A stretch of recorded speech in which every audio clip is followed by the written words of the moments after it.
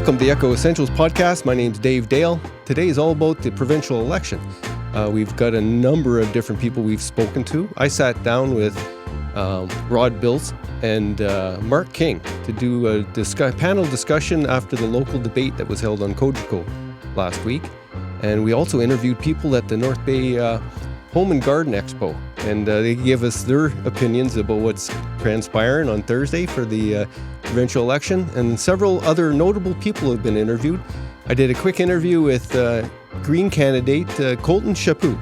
And we actually, at the Expo, our producer Ben interviewed Pauline Rochefort, the mayor of East Ferris, who's nominated to run for the Liberals in the federal election coming up. So we got a lot of good stuff. But before we get into that, please have a gander at our title sponsor, North Bay Toyota. It's time to Toyota at North Bay Toyota. Attention truck lovers. Have you been Tundra struck? The powerful and dependable Toyota Tundra is the new definition of grit.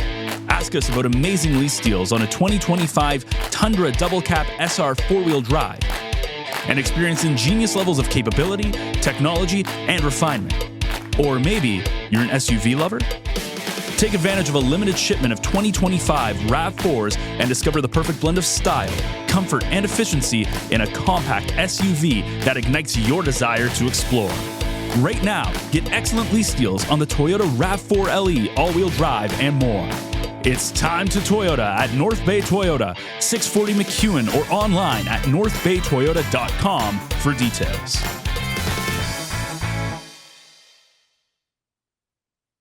So Colton Chaput, you're running for the Green Party. Why is that? I'm running for the Green Party because, I'm from here, right in Nipissing. I'm a very passionate citizen, and I'm seeing that, people are struggling in our riding. As a nursing student, I'm seeing that our healthcare system is struggling. So I would say that was kind of the spark, but I've really discovered along the way, more and more I'm hearing all about an affordability crisis and all of these things that, are kind of going unnoticed. They're just getting touched on with those tariffs, but, the focus of this election has really been the tariffs, and I'm doing my best to bring the needs of the people and actually, talk about what people really need in the right now that we need to address.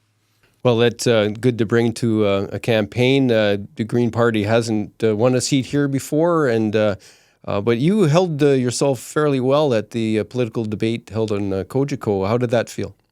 It felt great. I've had experience with First Team 1305 here in North Bay growing up here, and I felt like I was right back in those judging rooms and doing, those presentations and questions periods that I had gotten used to over the time. So I had a lot of, skills that I was able to pull from, but it was just such a new experience for me.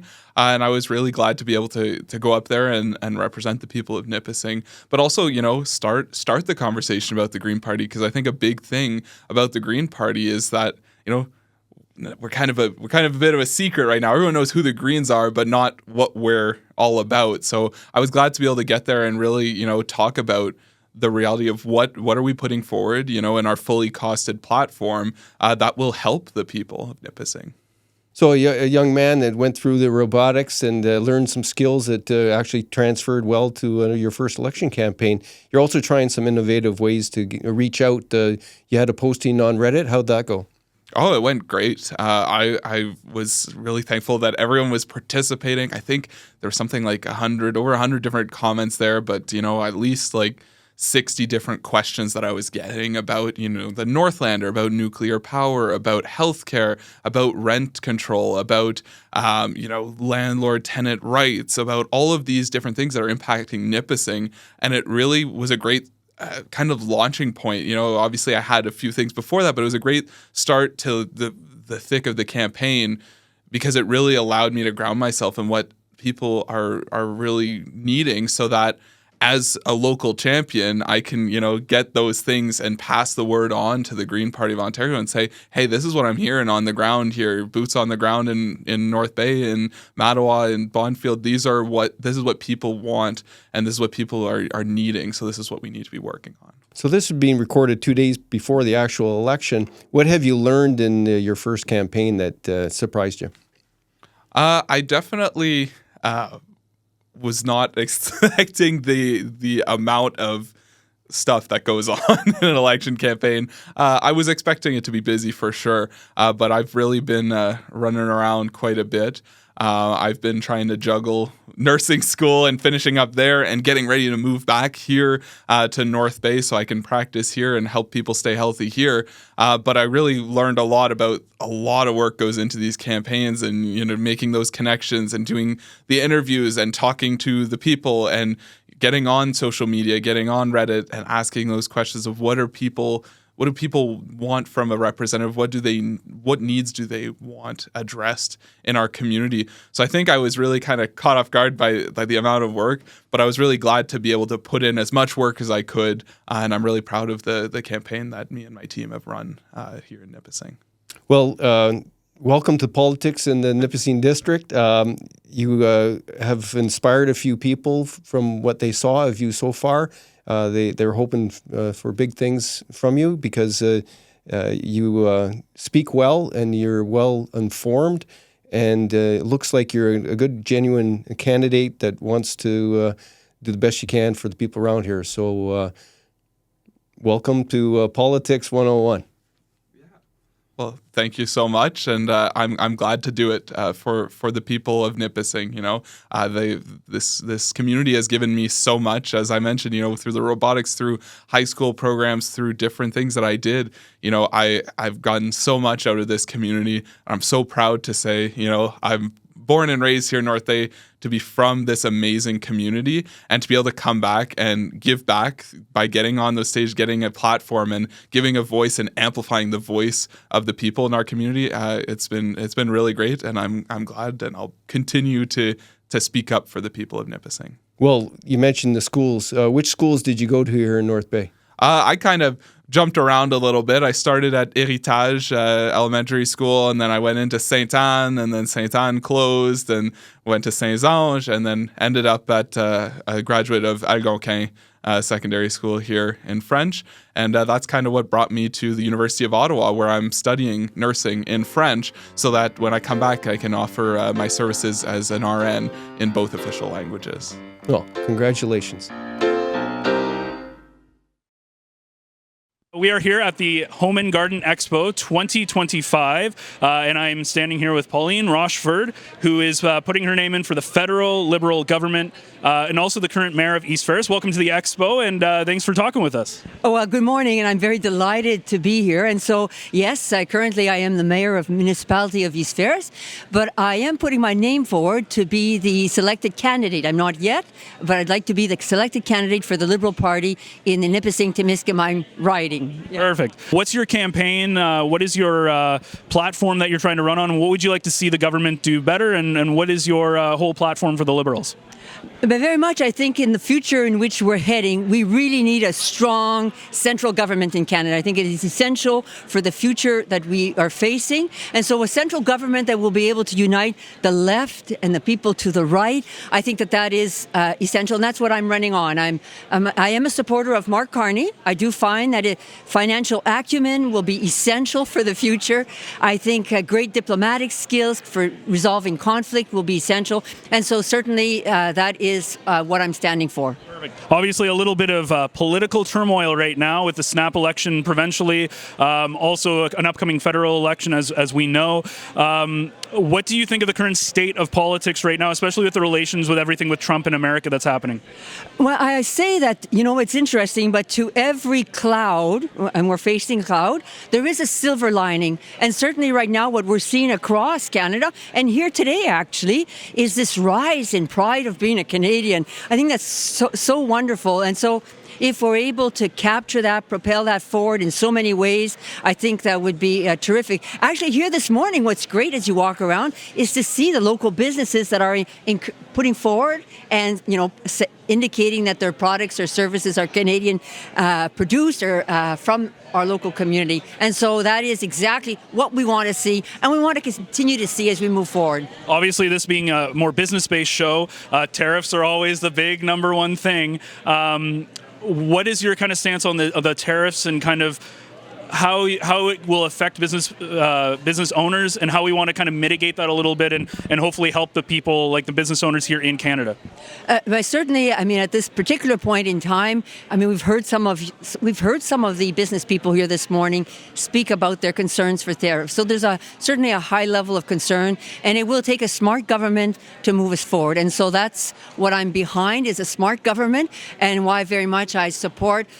There's a terrific leadership within the Liberal Party, experienced, and as they come together, I think that is exactly the type of leadership that we require. I was tremendously proud of our country when in the last couple of weeks, all of the premiers across the country, they put aside their political colors, they put aside their differences, and they move forward in unity. And that unity is critical for us. And so that is definitely what we want to encourage. Okay, before I let you go and enjoy the rest of the Expo, obviously Snap election coming up. It's coming up in just under a week now in Thursday, as we see Lisa Boivin, host of To North Bay with Love, pop up. So with the Snap election coming up provincially, what are your thoughts on that, and what are you kind of hoping from a Liberal standpoint will happen as you guys try to overtake the Conservative majority right now? I have no comment to make with respect to the provincial elections, and they are well underway. And so I encourage everyone to come out and vote.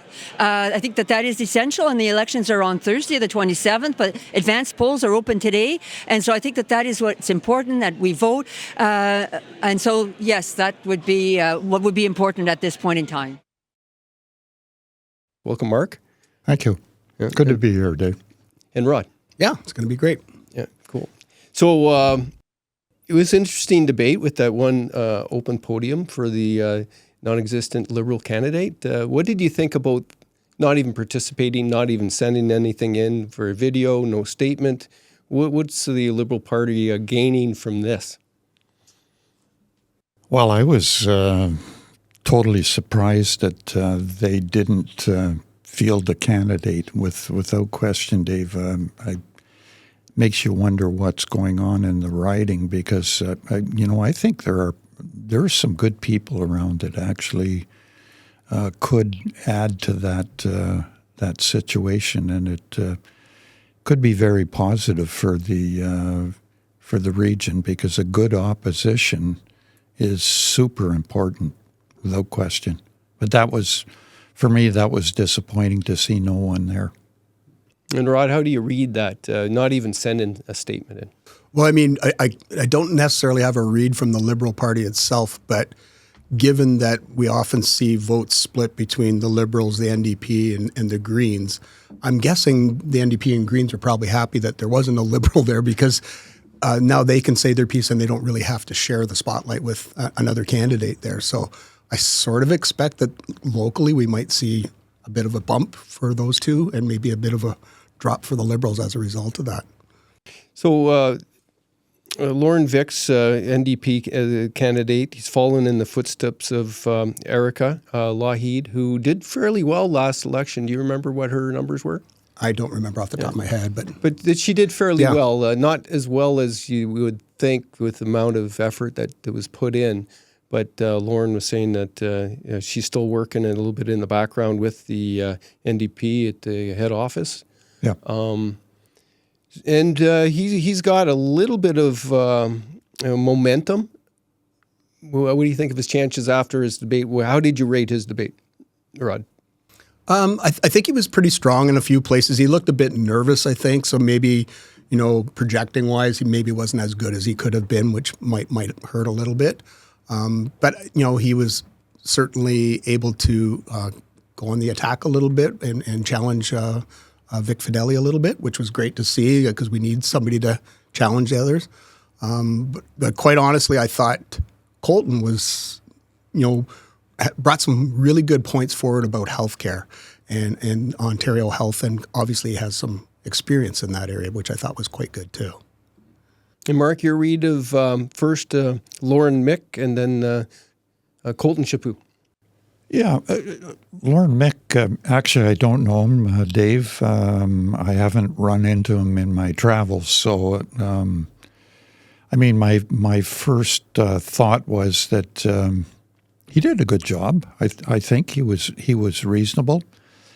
You have to look at this. It's almost like David and Goliath, right? This is anybody that does this, that stands up there and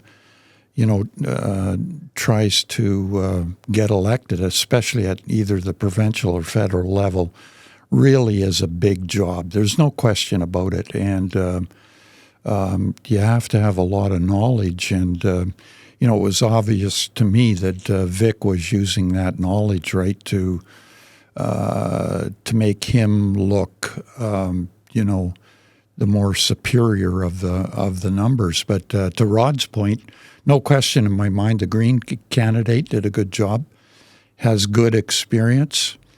I noticed that really in the leaders' debate, the Green Party seemed to have a platform that provided costing, because at the end of the day, it's all about how much it's going to cost. When you make these promises, what is it going to cost? And you have to have that costed out. If you don't, especially at the provincial level, really you could run into extreme problems trying to justify it. Yeah, I noticed that that definitely comes up, and good on them to have something costed, and it allows them to attack the others and say, okay, nice promise, but what are you going to spend to do it, and what are you going to cut to make that happen? And Right. That's what everybody fears. Yeah, I think that's a really good observation, Mark, because that's been sort of a common thing with the Green Party. They've been pretty good at costing out their platforms early on in election cycles. And I think that catches some of the other parties a little bit off, because they often have the promises but don't really have the plan fully implemented or fully laid out. It's too bad that they can't seem to get that fully costed plan in front of more people so that they can kind of take a look at it, because there's some really good points in there that maybe some of the other parties could pick up on as well. Right. So I think we could probably agree that the Greens advanced themselves with Colton's performance at the debate, and advanced himself as a person that's seriously and not just doing it for the fun of it. Definitely came to play. Sounded statesman-like a few times, and Loren didn't really hurt his chances, although I think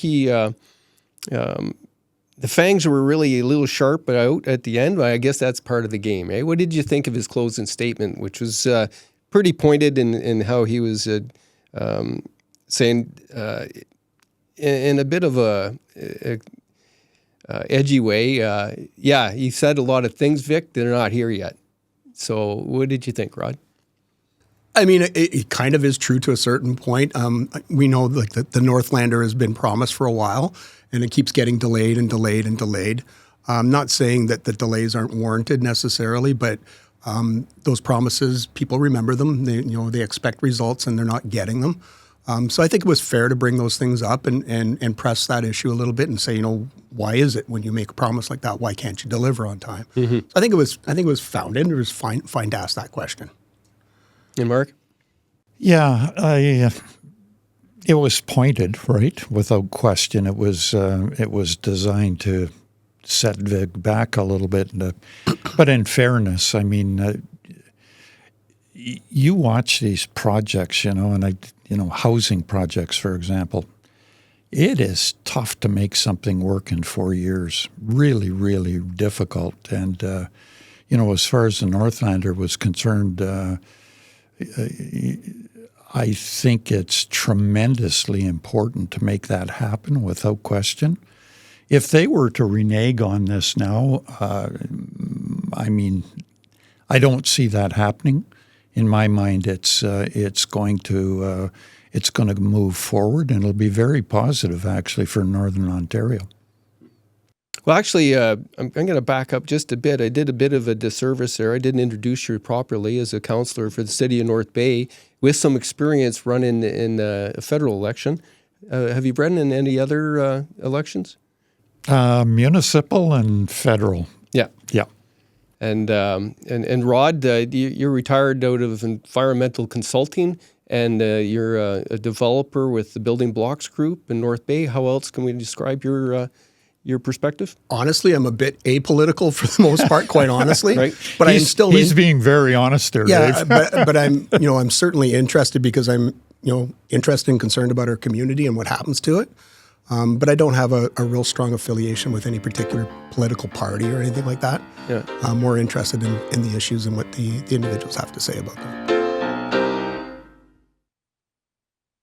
What do you think about the provincial election coming up? I think it's very unnecessary. It's just as unnecessary as $200 per person receiving, the $200. I think that's unnecessary. I'd rather see that money put into healthcare or education. Yeah, the Doug Ford bribe check. Yeah. So yeah, I would say my position is the system's broken in education. I've seen Mike Harris do that. Conservatives. It's been further broken since then by Conservatives. The hospitalization, healthcare, all that, it's broken like 200-300 people, or hours, I should say. No, that's not right. No. How many hours is it they said that you had to wait? It's 30-something hours, I think, sometimes you're waiting at the hospital. At a peak, yeah, on really bad days, I think. Yeah, I think that's what I meant to say. I think that's awful. And privatization's another thing, Education, privatization, hospitalization, privatization. Most taxpayers don't know that we pay for that. It seems to me that the word privatization should mean private, not out of the taxpayer's pocket. So if you're voting Conservative, you're voting for privatization, which you are paying for. You're supporting a broken system, and it's going to be further broken. Do not do that. That's my opinion. I wish I was younger because I would run and fix things. Who would you suggest they vote for if they're not going to vote Conservative? Well, I like Crombie right now. I would say Crombie is the least of all evils. But I think that she is well-spoken. I think she has passion. And she sees that the system's broken. And she has made promises in that respect. So that would be my vote. The Liberals don't have a local running in the Riding Association election. And that's who you'd have to vote for, because we don't get to vote for leaders of parties or the leaders of the government. So even though they're not running someone local, you suggest that they vote Liberal? Well, I'll tell you, I just did my advanced vote yesterday. I was under the assumption that there was no Liberal leader. When I sat down to vote, I saw that there was. So now I had to reflect on that. And I thought, who is this guy? I've never heard of him. I don't think he's a local. What are the chances he could represent me locally? Probably nil. So I did not vote in that direction. Although if we would have had a good Liberal candidate, I probably would have. But so I went in another direction. Well, that's fair. A lot of people make strategic voting decisions. I went in another direction, but definitely not Conservative.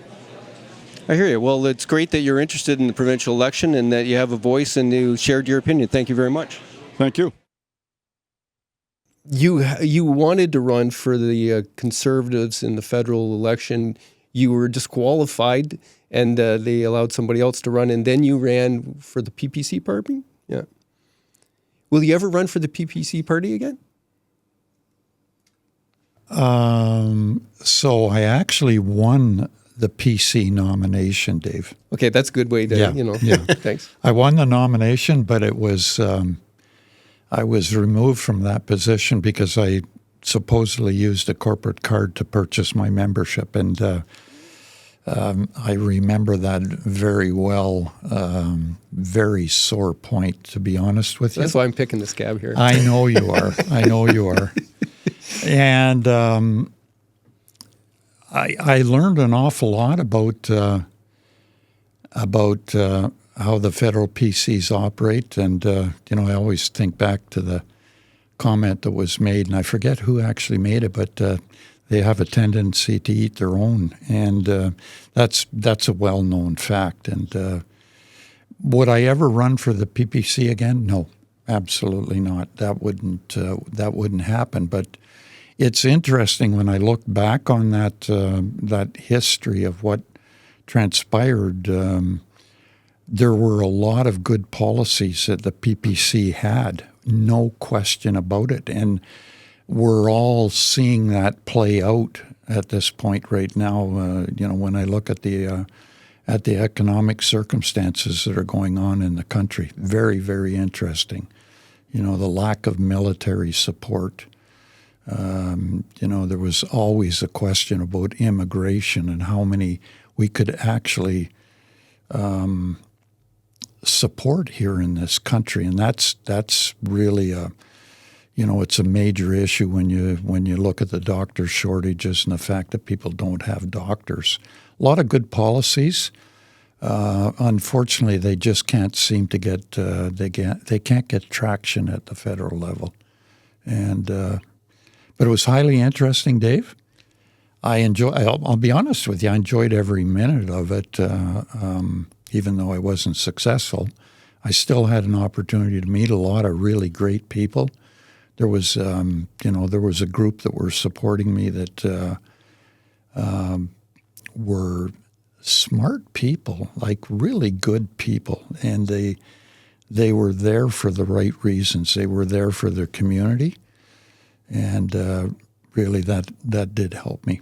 Yep. Well, that's excellent, and I hope that Mr. Chaput and Mr. Mick also have that similar experience in their first forays into politics, because it's a long game, and it's not over the first time. And when you're running with a party that isn't one of your major parties, you gotta know that you're up against it, and the chances are slim, and you got to fight the good fight, right? And I think maybe the PPC party in particular, with those issues that you mentioned, like all the parties, challenged with how to get their message across without coming across as fanatic and disruptive. That's how I read it. There was a little bit too far out there. They had good points, and that happens a lot with all the different parties. And the failure of the other parties, the Liberals, to actually pick up on the alarm bells being sent to them by this, like even when you listen to, I interviewed Michelle Lashbrook of the Libertarians, and she had a message up on Cogeco as a candidate, but she didn't qualify for the debate. They have some points that you should listen to, right? You can't just dismiss them because they're a fringe party. Right? The Green Party can almost be called a fringe party at the same time because they haven't got that kind of traction and success. But you should listen to what they're saying because they represent people's thoughts. Now, the middle is real muddled because people are strategically voting and trying to, in a sort of a polarized battle for power, right? But the fringe comes up with some ideas and some thoughts that are very interesting. Was there anything in particular that you heard during this election campaign that you found was interesting, not coming from the major parties? Yeah, I mean, I think, Colton brought up a really good point with regards to healthcare, and this is something that we've experienced locally here. And I wish he would have developed the point a little bit further, actually. But he kept mentioning that health, the Ministry of Health is kind of delivered in a patchwork kind of system, which is actually quite accurate. And I think, that lack of leadership from the Ministry of Health is really causing some issues in our communities, not just North Bay, but other ones as well. And I think it was a really valid point of trying to generate this idea that we need some leadership from further up from the Ministry of Health, and that, the Ontario Mental Health Act needs some revisions. Mm-hmm. And, those are really key points. And I think if he brings those points forward, that maybe somebody will listen and we'll see some movement on that. But he brought up a good point. I just wish he would have pushed it a little bit further. Anything stand out as an issue that was brought up? And right after we do this, we're going to look at Vic's performance.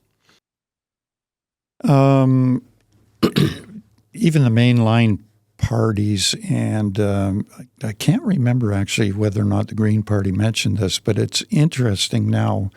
There's a lot of talk about removing the HST off of heating, right?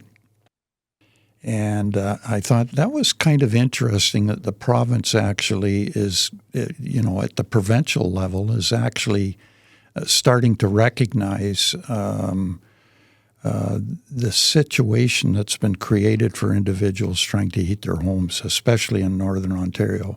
So really a strong point, I thought, on their part. To Rod's thoughts, no question. I think our makeup now is getting larger from a senior standpoint. People are looking for health care. They don't want to sit in the waiting room at the hospital for 15 hours. It's just not going to happen. And just a personal experience, I had to go to walk-in clinic, basically blue sky walk-in clinic, and I just kind of sat there for a while and watched the traffic, and I was actually overwhelmed by the number of people that were coming and going in that particular clinic, and there were people that had serious issues, and it made me think about, what are we doing, at the healthcare level. And, I spoke at council about the lack of doctors, really. That's highly concerning. If we can't look after our health care, what are we doing here? Mm-hmm. And, it's a sign of the times, really. You've got an aging population, and the support systems don't seem to be there. We're even seeing that in the homeless situation, where the biggest majority of people that are homeless are males over the age of 55.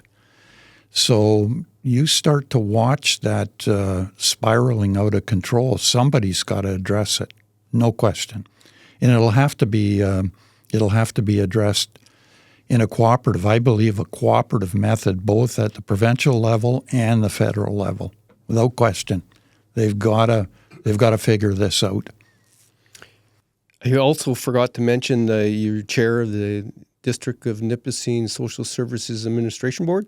Correct. Yep. For council? Yep. So you see the impacts of a patchwork healthcare system and other things coming to rest and to be serviced by the social services that's administered through the municipality and the district, right? So I think we could also say the education system's in a bit of a fragmented sort of situation where there's calls for it to be near North Board just passed a motion for efficiency to be found because they want to find some money that's being wasted so they can spend it on things that are priorities that are being missed in the education system.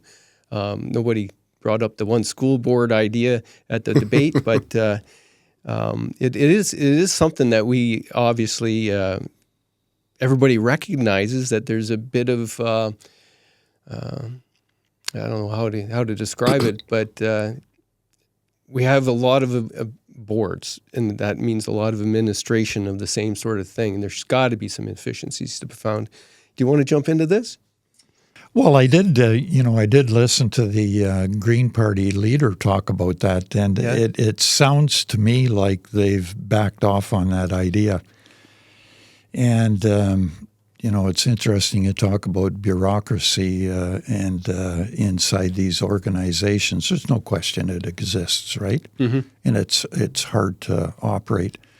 I would suggest to you that at the provincial level, that's political suicide to start to try and deal with that. Very, very difficult. And you watch the Minister of Education trying to deal with this Teachers Association. I mean, this is tough stuff, right? And Big voting blocks you're dealing with. Oh, huge voting blocks, and they, they pressure the issue, and it's, I believe it's very, very tough for these government agencies to actually deal with it. It's a no question. It's a tough haul, but. I see the same thing at the municipal level. You look at unions and you watch now. I mean, I've gone through a number of budgets at the the city of North Bay's level. We don't get into an argument with the unions over wage increases. Just hasn't happened, right? Because it's so difficult to deal with, and the unions know that, right? And but having said that, Dave, I just get the feeling that there may be changes afoot. Things could actually change because everyone is talking about affordability. Mm-hmm.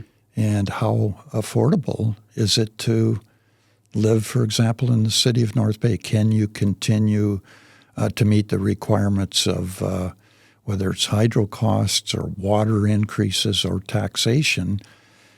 Can you continue to support those increases? There's some tough questions coming up in the future, without question. Is there a cheaper place to live as beautiful as this place is? Like, is there a better place? Are we really overtaxed here? Well, and I did hear the Green candidate mention the fact of taxes, at the municipal level, and he tried to refer that back to downloading from the province. There's no question that's going on. I see it all the time, and it certainly is forcing a situation as far as the budget is concerned at the city of North Bay. Although Vic, has indicated, and correctly, they've tried to help out through the Ontario Municipal Partnership Fund. They've increased that over the years to try and backstop that. But we have the province dealt with the OPP pricing issue, but they haven't dealt with it yet at the city of North Bay. And we're going to have to deal with that in the up-and-coming budget next month. Are taxes in North Bay that much higher than anywhere else that has a similar geography and offering? That's the kind of thing. Yeah, right? I think we're pretty middle of the road, quite honestly, when you compare to other municipalities in Northern Ontario. I don't think we're necessarily extremely high or extremely low. Mark, you would probably know better than I do. But and I mean, I've looked at this for years, and when you look at the 5 big centres in Northern Ontario, we're kind of middle of the road. Mm-hmm. But the other thing that's interesting in this whole process when we talk about affordability, the net family income in this particular region is about $20,000 a year less than, say, Sault Ste. Marie, for example, or Thunder Bay, or Timmins even, for that matter. Mm-hmm. So the question gets back to affordability and how you deal with that. We have below average income. Absolutely, without question. That's a big factor. Yeah, huge factor. And it certainly creates a problem for, no question, the province if they're going to try and deal with that. But it makes it difficult at the municipal level to deal with too, because the downloading is ongoing. It's happening, and I thought that was quite interesting that the Green Party representative mentioned that last night, because there's no question it's a huge issue. If you get a chance next week to attend any of the OSFA double A's for the boys basketball or girls volleyball, try to hunt down Source for Sports. They're going to have some booths with some merchandise there. That's the thing that they do best. They match up high quality garments and shirts and hoodies with the best logos, and you're going to enjoy those items at decent prices. It's cool having North Bay and the schools here host the provincial offices, bring all kinds of people to North Bay, and most of them will be stopping in at Source for Sports on Fisher. They're a prime sponsor of our Sportscast show and the Echo Essentials podcast, including To North Bay with Love with Lisa Boyven and Bill Steers, Backroads Bill. Check out Source for Sports for what the goods they have, all the different sports that are coming up this spring, and get your equipment there, and thank them for sponsoring our shows. North Bay Echo is proud to partner with Twigs Coffee Roasters, a part of the community since 1995. Twigs offers a wide selection of quality beans, fresh roasted in-house every day. Find your favorite specialty drinks at our espresso bar, rejuvenate with freshly squeezed juice, or treat yourself to mouth-watering selections from our gourmet deli. And don't forget our irresistible fresh baked goods, including uncompromising gluten-free options. Twigs has 5 locations to serve you, from North Bay to Sturgeon Falls to Sudbury. Order online for pickup at twigs.ca. And coming soon, you'll be able to order fresh roasted coffee beans direct to your doorstep from our distribution center in North Bay.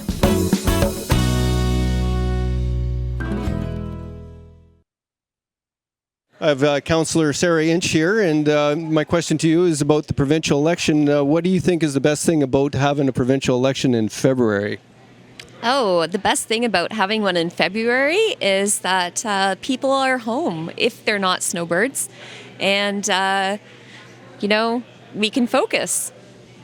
And what are some of the values that we get out of a provincial election? Well, of course, the province runs a lot of services, right? So healthcare, for instance. I'm impressed with the platform for our local NDP candidate that is looking to get more doctors for everyone. So I think it's very important that people get out and vote because, if you want change, you're not going to get change unless you vote for it. What other issues have been brought up for this election that you think are worthwhile talking about? Well, the highway safety is one, and that's very important. I've heard that myself at the FONOM conference. I heard it at the Roma conference. People are very concerned about the highways, and we need to do something about it. What I like about elections is that it gives a chance for everybody to bring up the issues that are very important to them. Is that what you're finding out there? Yeah, I think so. I think that, there is the downside to the February election is that some people are away and they're thinking of holidays, so not everyone is focused. So, I haven't heard too much negative talk. Yeah. Have you been involved in provincial elections before?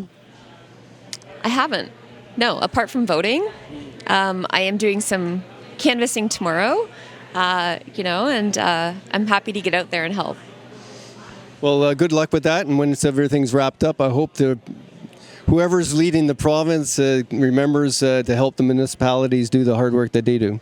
Certainly. And, hopefully they might consider uploading some of our services to make it better for our taxpayers. Because, of course, all of this, if we're talking about our airport or we're talking about paramedic services or any of that, it's coming off the taxpayers' back. So it'd be nice if they could take some of the burden off the municipality. Well, we heard it here first from Councillor Sara Inch. The province should look at taking back some of the services they've already downloaded to us. Yeah, I would say so, because, we can't just keep increasing taxes. People are feeling the pinch. Things are very expensive. That carbon tax is, I'm not going to say it's bankrupted Canadians, but it certainly affected their lifestyle and their standard of living.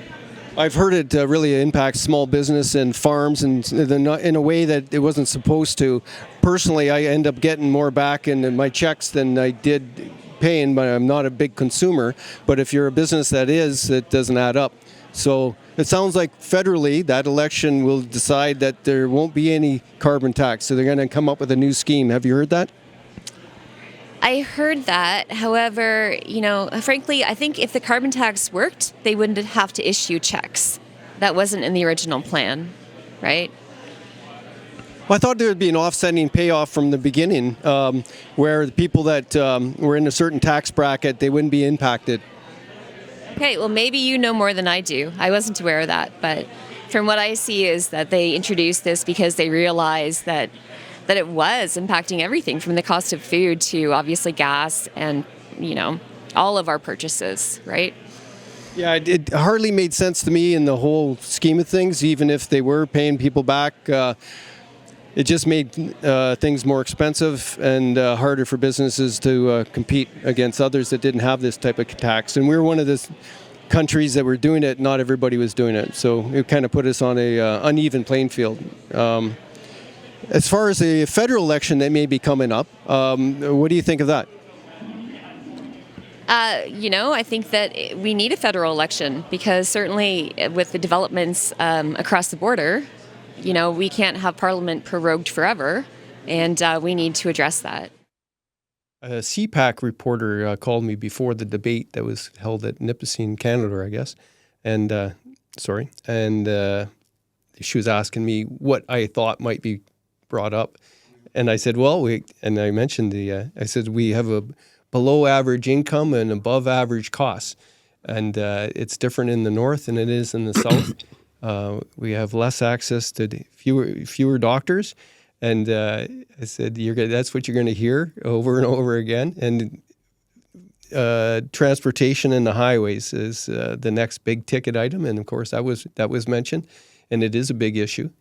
More so. Okay, let's talk about Vic's performance because he's the veteran pro and polished and the marketeer. Do you think that he did a good job? I'm going to ask Rod first. Sorry. I mean, obviously he was at a huge advantage over the other two, given his years of experience and the numbers at his fingertips, the facts at his fingertips. I think. Personally, my one criticism, and I've had talks with Vic person to person about this, is that we often hear, well, we've spent this much money on a particular issue, but we never report on the results. Right. It's just how much we spent on it. And there's a drinking game when he's speaking to how many times he says billion, right? Yeah. So to me, it doesn't mean a whole lot to me when he says, well, we spent 20 million on this or 10 million on that. I do care about how much we spend. But if it's money well spent and we got great results, then I'm more than happy to spend the money there. I don't think in a lot of cases some of the money that's been spent has been spent well, and I don't think we've got great results as a result of it. And, and what Colton was saying in the healthcare system, this patchwork system does not work well. Yeah. It wastes a ton of cash, and the fact that we don't have sort of provincial standards for a number of things forces us to waste money in a lot of different locations. So that would be my biggest criticism from Vic's. Like, clearly he was fully in control, quite confident and calm in his delivery. But that would be my one criticism. And Mark? I would actually agree with Rod. Vic's very polished, right? I mean, there's no question about it. He knows exactly what he's doing. I just am amazed at the social media that he projects out. I've often wondered how in heck he keeps that pace up, but you can see it's started. He has people doing his social media. Yeah, but I mean, he's got to be in these spots, right? Yeah. There's no question. He feeds it. Yeah. Yeah, there's no question, and that. You got to give him credit for what he's done, and. I always, I watch what goes on at the City of North Bay, and he's been good to the City of North Bay. There's no question about it, and there's no question in my mind that he certainly has the ear of the Premier, which is super important. We've never. He's chair of cabinet. So. Yeah, we've never that I can remember. Had someone close to the center of power at the provincial level, and that other than Mike Harris. Well, yeah, he was the center of power. Yeah, he was. Yeah. Sorry. Yeah. I lost my train of thought, Dave. Sorry, you were crashing. But because everybody who's listening is going, "What about Harris? What about Harris?" Yeah. But having watched the level of his engagement, right, it really is quite something to watch. And but having said that, the importance of opposition and suggesting issues, the question is, will the governing party actually listen to those things. And I've seen in the past where things happen, right? Because it was mentioned during political process. And I keep getting back to this HST, and I was really surprised that they were talking about it at the provincial level, because it was always my understanding it was federal. And but maybe there's a move afoot to allow Northern Ontario the same break people got on the East Coast. You never know. Could happen. Yeah, well, I think we'll see a lot of changes once the federal election takes place in a lot of different things. We'll see what's being promised. Everybody's axing the tax. So we'll see big changes there. How they end up, and I think once they axe the carbon tax, I guess we'll find out exactly what hole that leaves in the budget, because it's revenue. And they say it was sort of mostly being 95% being sent back, and I get my payments because I'm a low-cost household kind of thing. Interesting about what you were saying about the value for dollar. And the billions, they'll sound very impressive, but what did you get for it? And I didn't really push him when we interviewed Vic on our Echo Essentials podcast on it, because we have friendly interviews. But I did say I would quibble with the cost a bit because is that the cost of paying private sector health care workers because you don't have enough hired in the public system? And are you counting that $1 billion of extra payment that wasn't necessary when you could have, right? What is how you're doing it costing us money? Are you're driving, like when he says that they've hired 100,000 nurses or something like that, or healthcare workers? Was that because you drove them away because you froze their paychecks and weren't giving them the proper increases for years until you got beat in court because that was illegal, right? Like those costs. Like, are you talking about the billions spent on lawyers to fight things that you shouldn't have fought? That's what I would, if I was there for a real nasty debate, I'd love to bring that up and see what he says. And I think if one of the things that come out of these debates would have been interesting if somebody on the Greens or NDP that were there, seeing the Liberals weren't, just asking him to commit to meeting with those parties in the riding to have discussions once a year about that are constructive about what the other parties are hearing and feeling locally, and see if there's some local solutions if you can't find the solutions at Queen's Park, or bring back some of those ideas. I've never heard of that happening. We have debates and we have elections, and then the parties go to their camps and they wage war, and then they don't get back in the same room again until in the next election. So I think that would be helpful. I don't know whether that works or not in this particular situation, but I would. If I was Vic and I was challenged, I would say, yeah, I'll meet with you once a year. Yeah, with the local riding associations. Why not? Right? It'd be different. It makes perfect sense because good ideas can come from anywhere. Yeah. So the leaving your mind open enough to take a look at other people's perspectives and opinions and consider them makes a lot of sense to me. I don't know why you wouldn't want to do that. Well, it's better than having to get those ideas through nasty media releases through the media where your back's up and you're not going to listen to what's being said because it's coming at you from the,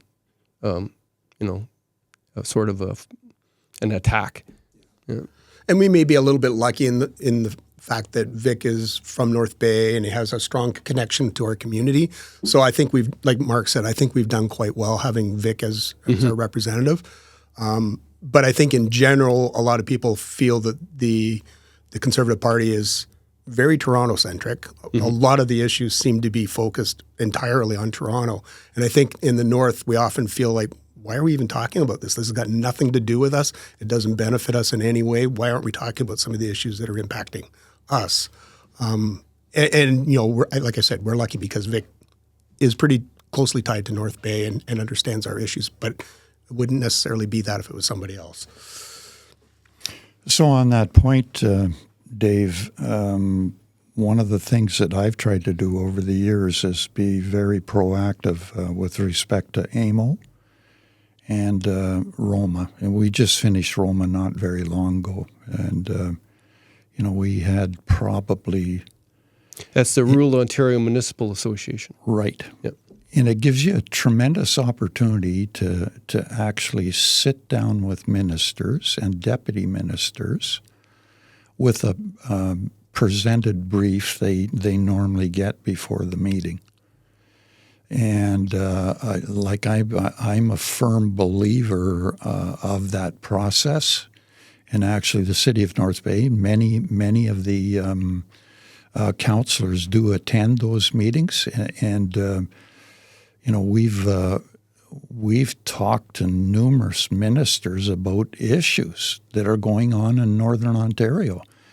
And my experience has been, it's interesting, and I feel that way often, that it's Toronto-centric policies, but I got a general feeling that a lot of the ministers really care about what's going on in Northern Ontario. I had that feeling. I did just get that feeling. And they empathize with what we're trying to do. But the importance of speaking to them, and I just finished with Mark Sara this morning, and it was he's an excellent guy to deal with. I enjoyed the meeting, and he came up with some ideas that I thought were really good that we have maybe missed with respect to central mortgage and housing, and housing processes and how we present ourselves to those organizations. And you never know what comes out of these discussions. It can be highly interesting, and I think that's the job of elected officials at the municipal level, is to indicate what their problems are and try and do it in an organized manner. And there's nothing better than a face-to-face meeting. And they've been really good. I've been at lots of them, and I think it's highly positive. Interesting. Yep. What was the idea about the CMHA? Oh, you don't want to let it out of the bag? Yeah, I don't want to rail on a federal agency, right? They are difficult to deal with, and the question now is that we had numerous applications in for housing supports, and we were unsuccessful, and we were trying to figure out why that was happening. And quite frankly, the bigger centers are getting them because it's easier for Central Mortgage and Housing to deal with them. The fact of the matter is Central Mortgage and Housing at this point is understaffed, and they just want to get rid of the applications and move the money. But is it Central or Canadian Mortgage and Housing? Canadian Mortgage and Housing. Sorry. Yeah. No problem. Yeah. But you learn things through this process that you may not have known. Yeah. And I sit as chair of Castle Home, and that's been a really tough nut. That is I heard hard. Dave Mendocino's been appointed by the province to the board. Yes, actually, first meeting tomorrow night, actually. Oh, cool. Yeah. And we'll see. We'll see how that works out. Well, I know how you guys get along. Oh no, I don't mind Dave. No, I don't mind Dave. I've worked with him for years, and I don't think there's anything wrong with that. He was at our last discussion with the municipalities, and you have to commend people that actually sit in those positions because they are not easy. And he's got a consistent record of effort. Right? Yeah. No, he tries. Yeah. What are your thoughts about the provincial election that's coming up on February 27th? Well, I'm a little bit disappointed in Ford for calling an early election for a mandate, because he already has a good mandate for a year and a half, so there's no need to spend the money that early. But we're in the election. We are. We just have to go through it, I guess. Did you get a $200 bribe check from Doug Ford? Yes, I did. That's another $3 billion. Whoa, I didn't know it was that much. Really? Wow, that's amazing. Okay, then. Could have been put towards some other programs. What do you think he could have spent it on instead of giving it to us as cash? Well, maybe on health, trying to get some more doctors and nurses and stuff like that. Probably health and maybe some more jobs, but I guess we'll find that out once we get the tariffs, how that turns out. I think there's going to be a low turnout, and the Conservatives definitely benefit from a low turnout vote. I was looking at a graph that was being sent around, and I believe that they only had like 18% of the potential voters last time, but that was enough for a majority, right? And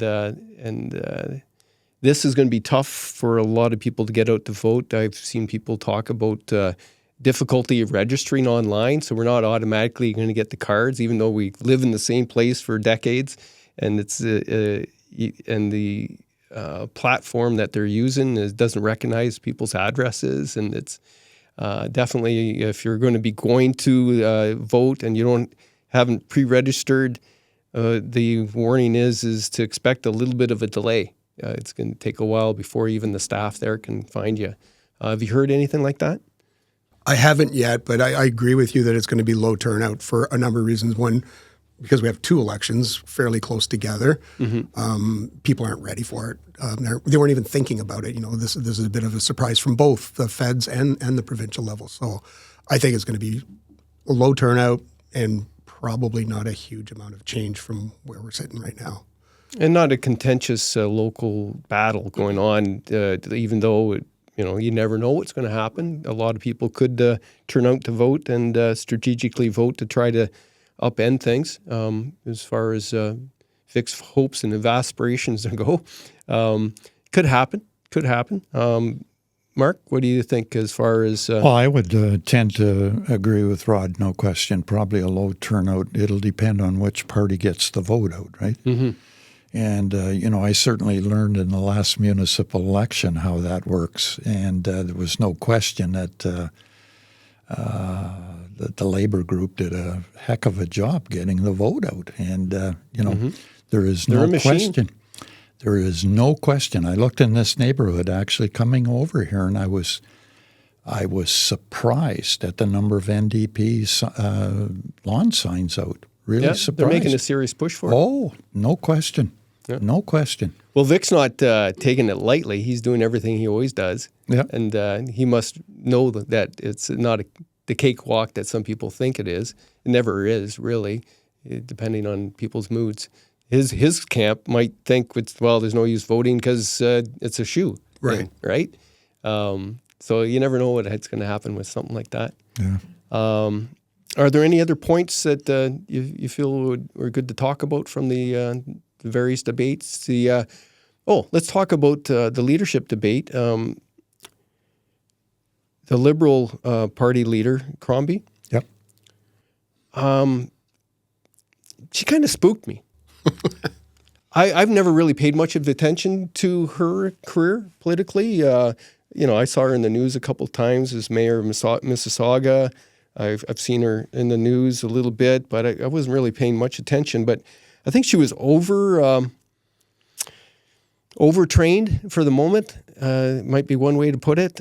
She came across. I'm getting a little of an allergic reaction to anybody online that's making up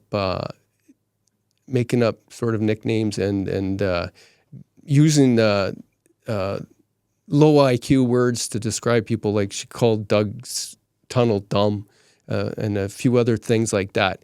And I'm not liking that. I know I used to make up nicknames for councillors, so it's hard for me to say that. But I was, having fun, and it wasn't. And I don't think I was making up nicknames that were used to beat people up with. It was always sort of a fun thing, I thought.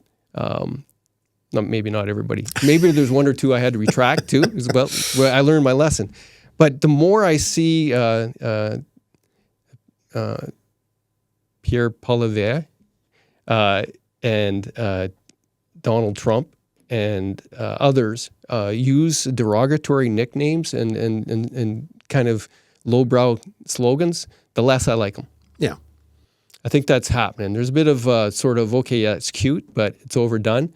And so I don't want to, focus too much in on her presentation, but I was watching her after she spoke, and the smile didn't look genuine. And she was smiling at the camera long after the camera was on her. She was very aggressive, and I don't know whether that sold well.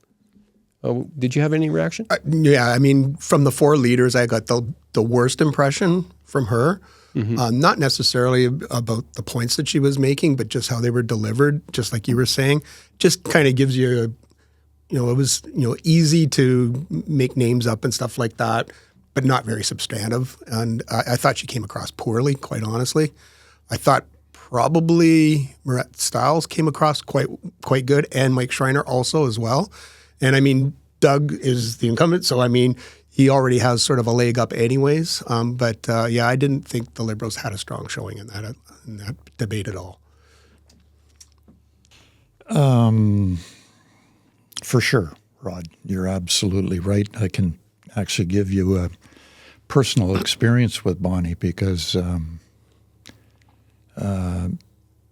what you're seeing now is what I saw from a personal experience. We were on our way into, actually I think it was AMO. We were on our way into a meeting with the Minister of Finance to talk about actual finance issues, and she came out of the room ahead of us, and she came right over to me and she said, "Don't bother going in there. We got all the money." I didn't know her from Adam.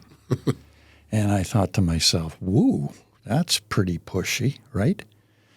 I never forgot that. And that's probably maybe 2 or 3 years ago that happened. So there's no question she's an A personality, right? Highly pushy. You never know. It may help her. It may hinder her. But you're absolutely right about these cheap names. For people, it's not. The average person doesn't like that. They don't, right? And as Canadians, we're probably a little bit soft. But we're respectful in most cases, and I've noticed that a lot at the provincial level, as I said earlier on, in dealing with ministers. They're real people, right? And they care like everyone else does, and it's actually for me, it's a good experience to see that. Mm-hmm. Yeah. Well, I control myself to not. Called. It's awfully hard, Dave. It's awfully hard. Instead of here, PP is his initials, but obviously that's not something you want to wear around your neck either. And I actually heard that from a Liberal that worked with the Liberals when she was there, right? And the same sort of thing. The person said, no, they can't stomach her. And that was before I watched her. And then I was really watching. And I was like, okay, personalities really count. And I don't like what Doug Ford does, but I can see that he has some likability. And when he was best when he was humble. And his humility factor is what gets him out of a lot of trouble. And I'm not sure if it's genuine, but he, it doesn't remember the mistakes he makes to improve what his next decisions are for some reason. But he apologizes for his mistakes even when he admitted he was very clear of what he was going to do in protecting the green belt, and he was very clearly he didn't. And then he's very clearly apologizing. Well, remember that. Remember, don't work like that. That doesn't help you. The beer store thing wasn't necessary. nobody was clamoring for that other than convenience store owners. I think that's sort of a bit of a common thread that I personally have against the Ford government, is that dreaming up problems that were never a problem and solving them. Yeah. I guess it's great, but I mean, there's bigger issues that are more important to the people of Ontario than some of the things that they've solved. That would be one of the negative things, I guess, that I would see. So this is going to come out the Wednesday before the election, next week. Last words for our particular political situation, both provincially and federally, and we're up against an erratic American president. Rod? I got to say that I'm super heartened to see not so much the political scene, but just the genuine outflow of emotion from Canadians in general, of sticking together and recognizing it doesn't matter what party you're associated with or where you live or anything like that, that we can bind together. So I think any politician that can harness that power right now is in a great position. That would be my biggest takeaway from this. And Mark? Yeah, to Rod's point, it actually feels good to be Canadian, right? Because I think over the last 4 or 5 years, we haven't really felt Canadian. And this issue with Trump, and I'm actually really surprised at the way he's turned, but you can see what's going on in the States. And this is the important thing to remember. We're so closely affiliated with them. What's happening there could happen here easily. I firmly believe that. And we have to be extra careful about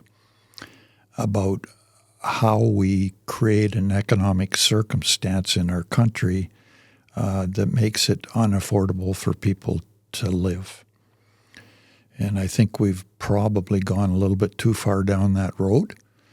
And it certainly could create a real situation where people are demanding change. And it could happen. You can see the writing on the wall.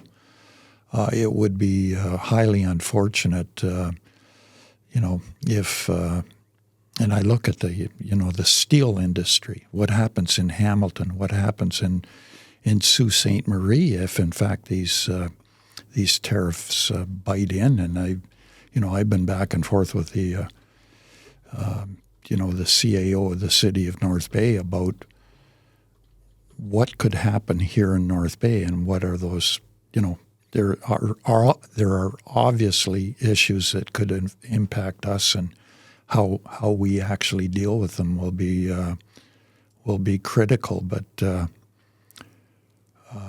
I would be very, very concerned about a change in the economy. Huge issue. Yeah, well, the economy changes people's perspectives and priorities very quickly, and depending on who's coming across as the savior, they can certainly shepherd some support out of that frustration and that desperation that comes from the economic pressures, right? I would say that I see online a lot of my trucker convoy type friends are feeling they have their nose out of joint because the country's rallying together, united against the American attack. And they bemoan the fact that they didn't feel the same love. And I've tried to explain to them that the majority of Canadians didn't rally with you because they were already voted 6 months prior to that, and they picked their path. And they knew that the mandates were eventually coming down, and they didn't have the same situation and they didn't like the way you went about it. And from one, I told Michelle Lashbrook is that I supported you right up until day 4 of your protest, and when you didn't leave, that's when you lost my support. That's it. Other than that, this should be a very interesting time. I hope that everybody can rally around the flag for the right reasons this time. Right. That's exactly right, Dave. Yep. Councillor Gary Gardiner, nice to see you. Looking forward to hearing what you have to say about the provincial election coming up and the other local stuff that's interesting politically. Okay, well, it's kind of an interesting election because it's kind of, they made it all about the tariffs and Trump, when we really need to focus on what's important for us inside of Ontario, and a little disappointed that the opposition didn't raise a lot of the issues like homelessness. Really, they didn't deal with it in any way, shape, or form. They didn't talk about the $200 checks that they gave away, which was $3 billion that we could have put into our social programs and to help the homeless, to help healthcare. So anyway, I just think just kind of a wasted election. Fair comment. I've heard a lot of the same sort of feedback about it. How did you spend your $200 Doug Ford bribe? Well, interestingly enough, it'll go out back in donations. So tonight is the coldest night of the year for the gathering place. So probably the $200 will go there. Good idea. I sent mine to my son who needed it more than others. Yeah, that's also a good use of funds. So, yeah. Thank you very much.